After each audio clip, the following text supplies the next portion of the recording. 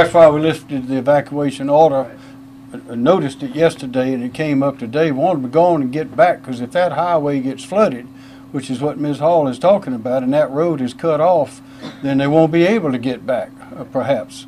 We've got two roads going in, 378 and 501. Those are the big ones. We want to keep at least one of those flowing, and that's why we want to keep the water from going over the top of 378, because it may wash out that road. But they need to go on and get back, because they might not be able to get back.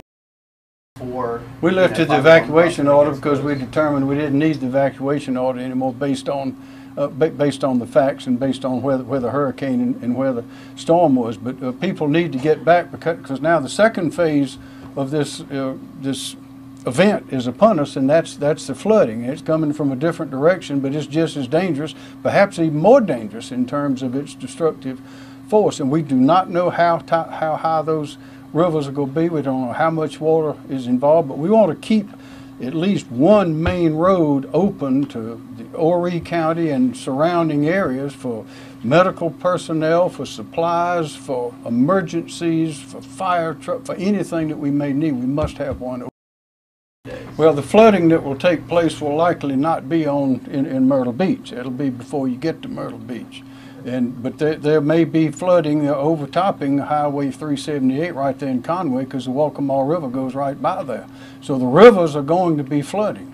So we want to be sure that we want to be sure that people understand you don't drive or walk around in a flash flood waters. You certainly don't drive or walk around when you have river flooding, and they need to be very careful and to be their own emergency managers. These floods, water is dangerous. It's dangerous. They must be very careful.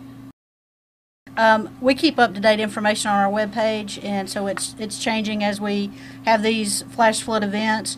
As of this morning, we had about 3 dozen, but that number is it grows and changes, just like the governor and Director Taylor mentioned. We get these flash flood events, we get water on the road, we close the road, and then the rainwater subsides and the flood subsides, and we're able to reopen.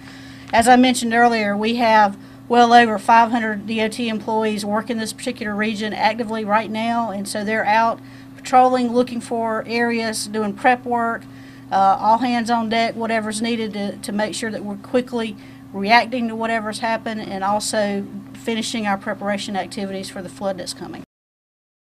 Well, they're designed to take some water, obviously, but of course, a road that's flooded for an extended period of time, just like we saw with Matthew when we had roads submerged for weeks on end.